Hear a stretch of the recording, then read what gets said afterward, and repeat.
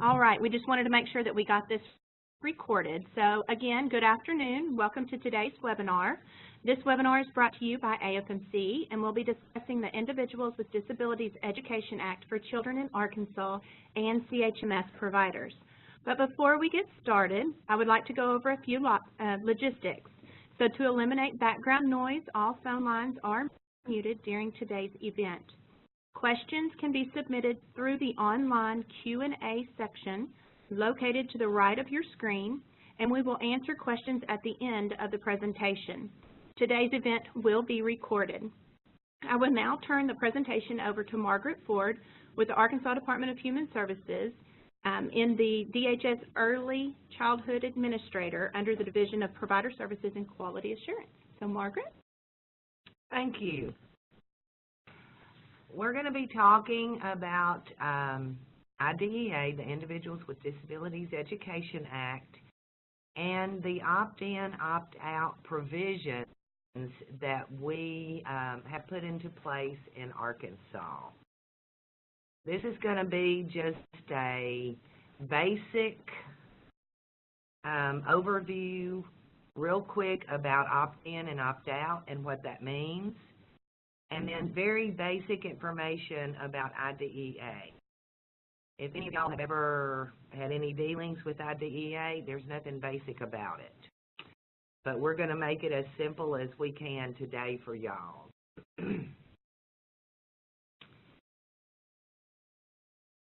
Providers in Arkansas who opt out of the provision of special education are going to have very specific requirements for documentation to support that each child you are serving who may have a disability under IDEA has been referred to the appropriate LEA.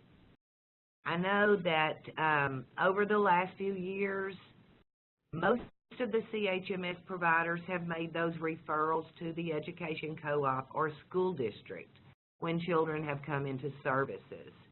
And y'all have worked cooperatively with the LEA in making sure that children that had a need for special ed and related services were able to receive those, whether in your center or at another location. You will also be required to comply with the requirements of the EIDT licensure standards. Now, this is pretty much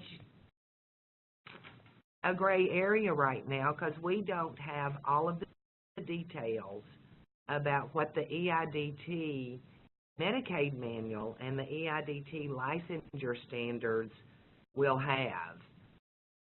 But I've been assured that all of that will be out for public review and comment soon, and that it will be in place by July 1 of 2018.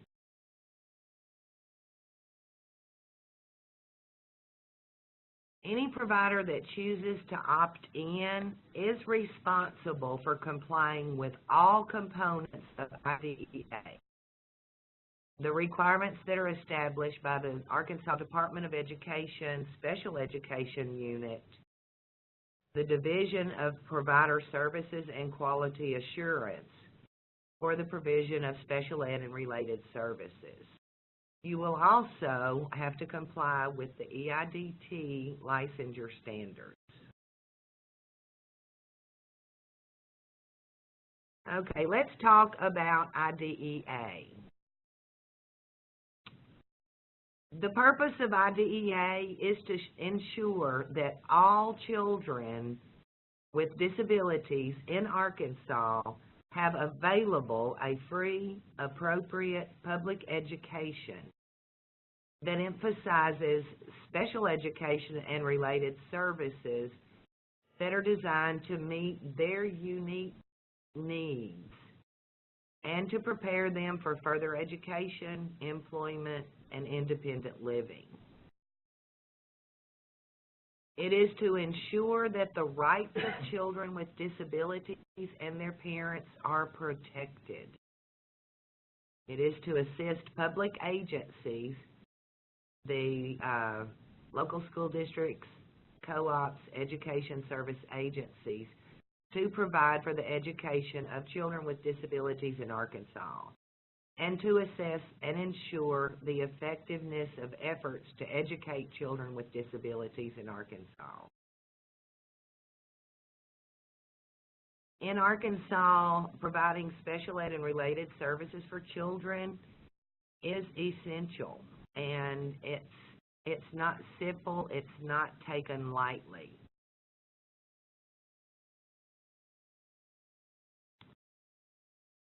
The provision of free, appropriate public education, if you hear the word FAPE, and special ed people tend to use acronyms a lot, so you may have heard FAPE and wondered, what in the world is that? But that is the provision of free, appropriate public education. The state of Arkansas must ensure that all of our children from the age of 3 until 21, or when they exit the high school program, have a right to and the availability of FAPE. That includes children that have, been suspended or expelled from school. That's one provision of the law that causes some real issues in preschool. But that is something that we have to remember. If you have a child that's been suspended or expelled from school, FAPE must still be available to that child. Each public agency has to implement child find requirements to identify, locate, and evaluate all of the children with disabilities. You may have seen brochures around the state that have information about special education. That is part of the Child Find Initiative in the state to help us find children that may need special education. Any child that comes to you and you conduct a screening, that is a child find activity. And under IDEA, we have to keep documentation to support that we do have child find activities going on across the state. The services that we provide to children with disabilities under IDEA have to address all of the child's identified special education and related service needs. The services and the placement for each child with a disability to receive FAPE must be based on the child's unique needs and not the child's disability. I hear a lot of times, but this child has a diagnosis of, and we have to remember in special education, we have to look at what does the child need. We don't look at a diagnosis. Autism is one that many times a child has a diagnosis of autism. You do an evaluation of the child and they're not exhibiting any delays. Well, at that particular point in that child's life, they don't need special education. There are very few children that have a diagnosis of autism that don't need special ed at some point. But that's one of those examples that helps people understand that a diagnosis does not equal special education.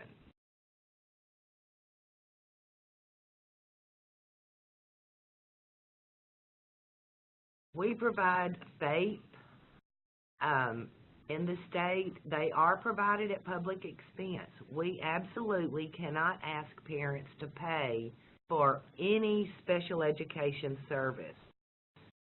And all of the special education and related services provided are under the supervision of public agencies. They have to meet the standards established by the Arkansas Department of Ed Special Ed Unit, including all the requirements of the federal regulations, Part B of IDEA, as amended. All of the free appropriate public education services have to include preschool, elementary, or secondary education in Arkansas. Of course, what we're looking at here today are our preschool children. There absolutely must be a preschool curriculum in place for the children, and their program plans are integrated into that curriculum.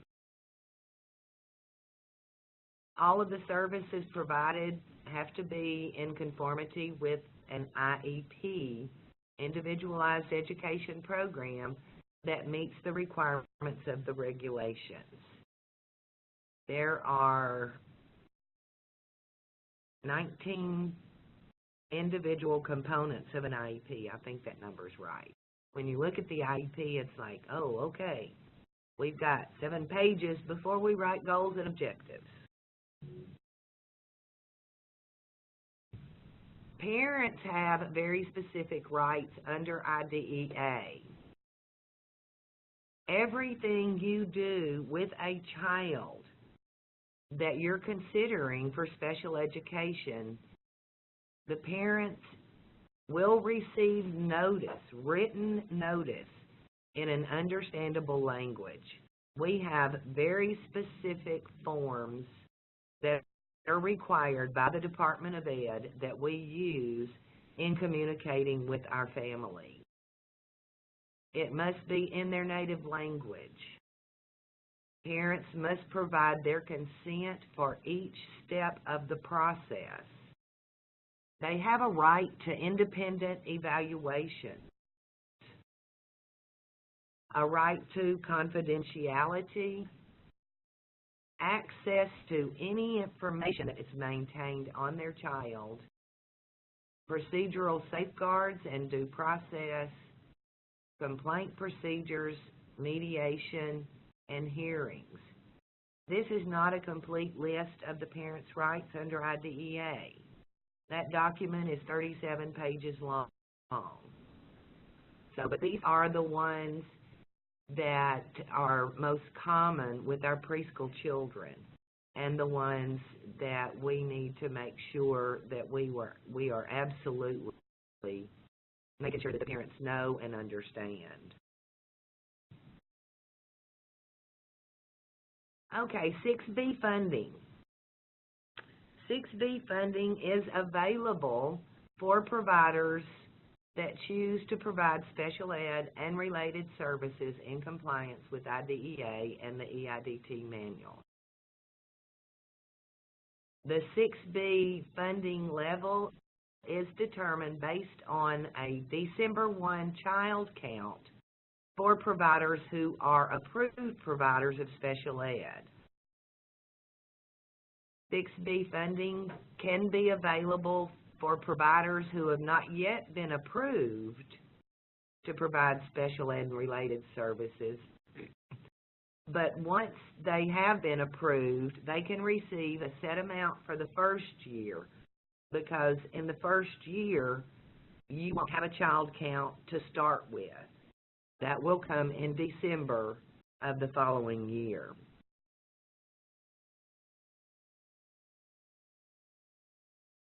There are lots of training requirements. SEAS is Special Ed Automation System. And that is a training that you would have to have if you decide that you want to be a provider of special ed and related services.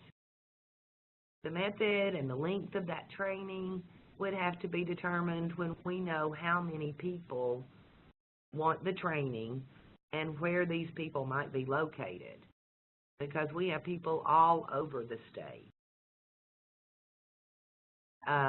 Training in MySPED would be required.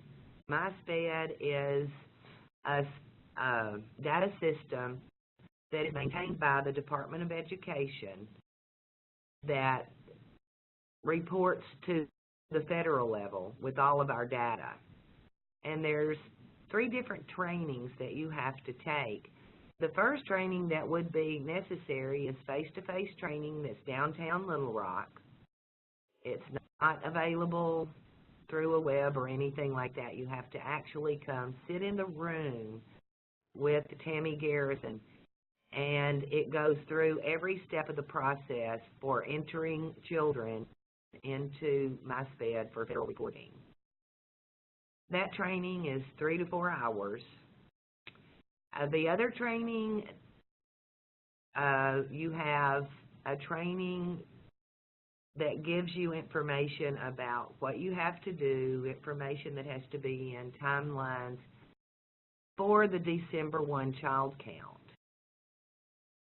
The other training, we have a Cycle 7, where we report different information to the federal level about our children.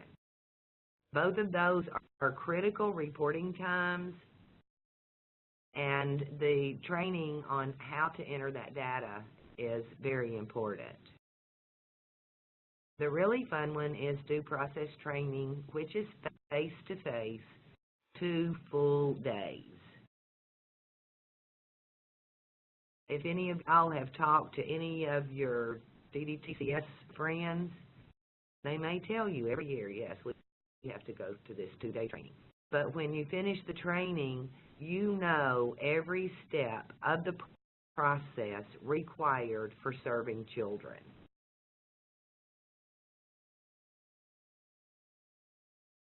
So CEES, this is an electronic forms management system, and it is required by the Division of Provider Services and Quality Assurance. All of the information on your children, all of the required forms, everything has to go into CEES. Anytime you have a conference, you fill the paperwork out in CEES. That way, if DIP Squad needs to look at some of your documentation, we can pull it up in Little Rock and see what's going on. Monitoring for compliance with IDEA is done primarily through CEES. The monitoring of the paperwork is done from Little Rock, and then a visit is made on site to the provider to share the findings. So the time when we go out in the field, we talk about the good things, we talk about the things that we need to be working on, rather than have somebody sitting in the center looking at paper for days.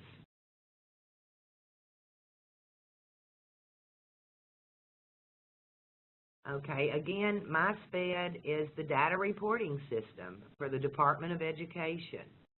They have to report very specific data information to the U.S. Department of Education, the Office of Special Ed Programs. And all of that information goes into MySped, which is their data system. We require that everybody enter the information on their children for Cycle 4 and for Cycle 7. Once anybody that identifies they want to become a special ed provider, once you've been approved, then you will be issued an LEA number. You have to have an LEA number to have access to MySped, and that number is issued by the Department of Education.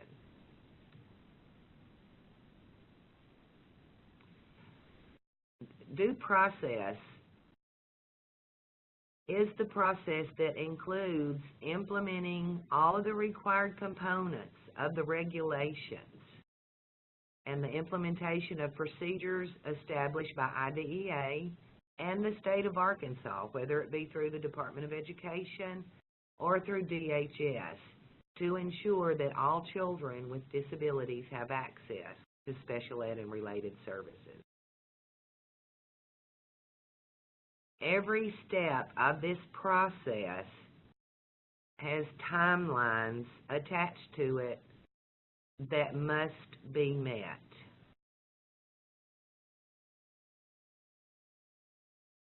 But due process includes the identification of children that may have a disability, the referral of children that may have a disability, the evaluation, the eligibility determination, the development of the IEP, placement, and then providing the services, implementing all of the goals and objectives, reevaluation, and transition to kindergarten. The required standards, there are very specific evaluation procedures for each eligibility category under IDEA. There are certain types of evaluations that have to be completed based on the disability category that you're considering for the child. The eligibility criteria for education co-ops and school districts is different than the eligibility criteria for the CHMS and DDTCS providers.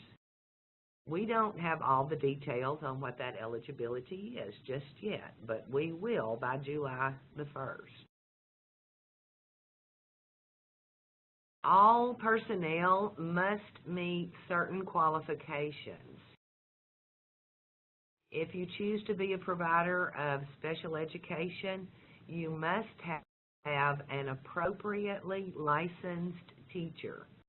They must be licensed through the Department of Education. Speech, PT, and OT must be licensed by their state licensing entity.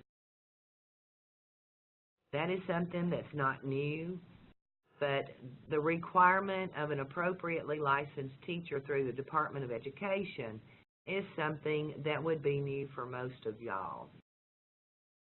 The maximum caseload for a teacher and a provider that's providing special education is 30. You cannot have any more than 30 children that you are responsible for. As the licensed teacher, you are required to provide direct instruction for children and supervision and consultation with the paraprofessionals that are in the classroom with the children. There's very specific guidance on how all of that works. So you have two options. In centers, you can use the supervising teacher model, which is where you have 30 minutes direct instruction for your children, 30 minutes for your paras. Or if you choose to have a licensed teacher in your classrooms all day long, you can do that, and then you're not required to have that consultation with the paras. Parental participation is required. It's not an option. Parents have to be a part of everything that's going on with their children. A lot of the personnel in your classroom will be paraprofessionals. That may be the term that you're using, or you may be using a different term. But when we use it in special education, we're talking about somebody that does not hold teacher licensure. Okay, questions? All right. Thank you very much, Margaret. And like she said, we are going to take some questions at this time. So if you would like to submit a question, you can do so by typing your question in the Q&A box on your screen. We haven't received any questions so far. Yay. So we will wait just a few minutes and see if anyone has any questions. And y'all feel free to call me if you have questions, email me. This is just one of a series of times that we will be communicating with y'all about this whole process. So you may go home and think, oh, I wish I'd asked this question. just email it to me or give me a call. All right, well, that takes us then to the end of our webinar today. I want to thank Margaret for her presentation, and I hope everyone has a great weekend. Thank you. Thank you.